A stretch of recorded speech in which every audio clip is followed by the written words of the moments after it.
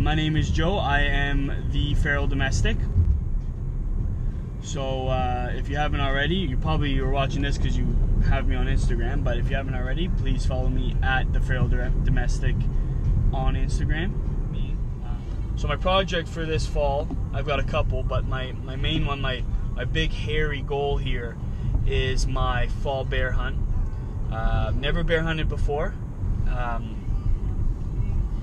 And in addition to that, I've never archery hunted before. So early this year I bought my first bow, compound bow, and I have been practicing relentlessly since June, and I'm hoping to have set myself up for success to harvest my first black bear. So things are looking pretty good. I'm going about 2.5 hours north of Toronto for this hunt. It is on Crown land, so it's a public hunt. I'm gonna finish off this drive here. When we get to my spot, I'll include you guys again. It's gonna be a quick, like, half a millisecond, because then the scene's gonna end and then the new one's gonna start. Like I said, back in a flash. So it's raining, which is a bummer since that wasn't on the forecast for today at all. I knew it was going to be overcast. I knew it was going to be a little bit cool. We're looking at about 19-20 degrees Celsius, that is. And kind of just a bummer that it is raining. It's not a bad rain. I don't have too much to complain about. But it is, like your standard raining. Hey, bear.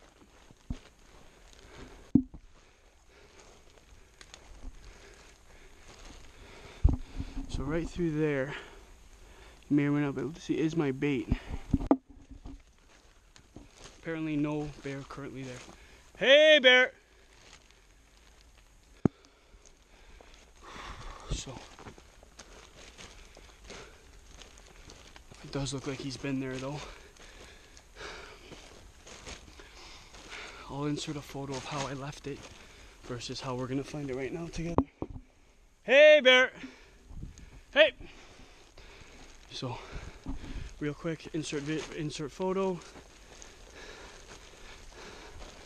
Okay, and here we are.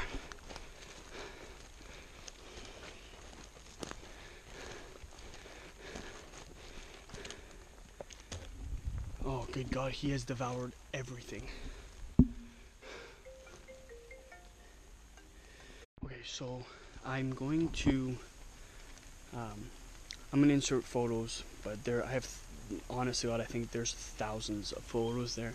It's a 2 GB card that I have in there. I was not expecting that many photos. Granted, it was taking photos every 15 seconds, pardon me. And depending on how long he's here, which I'm assuming is hours at a time.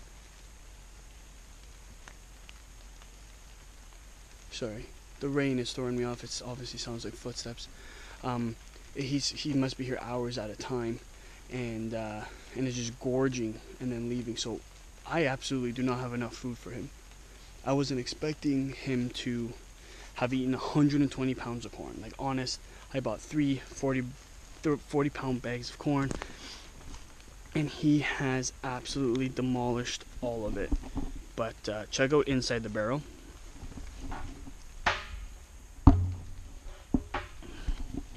Absolutely nothing. So, I learned something. The hole here is just far too large, and he is getting into it way too quickly and just, getting exactly what he wants. So basically my next step is, I don't know. So it's okay, it's quicker. I can look at these photos. I know that there's a bear here, and I'm just gonna hustle this out, and from there I'm gonna get the heck out of here and check back in with you guys when I leave. By the time, I'm not sure, I don't know, December, January rolls around, This guy's gonna be going to sleep for 3 to 4 months, and he needs all the calories he can get to survive, you know, until that point, once it gets cold enough for them to... Oh my god. I've walked this trail, I don't know, a dozen times. Haven't seen a turtle yet. He just jumped when I stepped up onto this log. Oh, dear God. Okay, give me a second, let me recover from it. Ooh.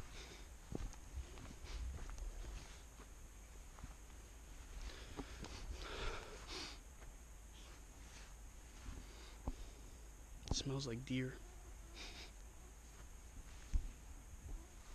Oh. These bugs are killing me out here. Oh, these mosquitoes are bad.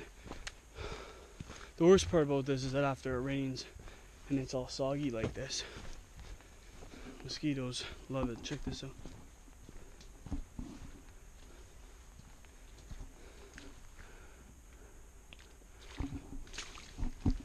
It's pretty.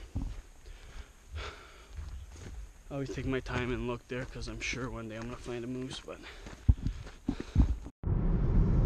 So quick check-in. I'm driving home and I'm reflecting on the bait and what I've seen on some of the photos. So I've noticed on the photos before I took off to drive, I took a peek at a few and I realized that if I text them to myself, then I could see them, as I've already explained. I noticed that there are about 5 or 6 raccoons that are getting into it as well, and and they're getting like right into it. There's a photo of a raccoon like in the barrel. So I think what I'm gonna do is block up that hole that I currently have. So it's Monday, September 18th. I'm gonna go back up Wednesday, September 20th. With a piece of plywood and some screws and a drill, obviously, and I'm going to plug up that hole and then re-drill a bunch of smaller holes, because I think what's happening is I am allowing them to gorge. I'm not targeting my species, and it's resulting in a very quick... It's just resulting in my bait to diminish very quickly. Not after watching a particular video last night, I believe that is likely the biggest factor in my setup right now, is having a similar sized barrel but with a much larger accessible feeding area, and I think that is causing me my biggest grief. The last photo I have is September 12th, which is not good because that means that that bait was demolished within 24 hours. Whether or not this bear is a shooter, I may decide that it's not, and I may choose to cease feeding it. Really would love to harvest the bear this year. But we'll see what happens. Yeah, so that's all for now. We'll, next video you see will be of photos of the bear at the bait. Oh, excuse me. The next video, the next portion will be photos of the bear at the bait, as well as just kind of my thoughts on what I think, whether or not I think this bear is shootable, if it's worth harvesting at this point in its maturity, and kind of what the result might be. I'm gonna actually ask a second opinion of a good friend of mine who primarily bear hunts, and see what he thinks, and if it's worth it to take that bear, or if it's in the best interest of the population in the area to conserve that bear and maybe allow it to live one more full year, and maybe allow it to breed or something. We'll see what happens. But Hang tight for that. We'll be right back.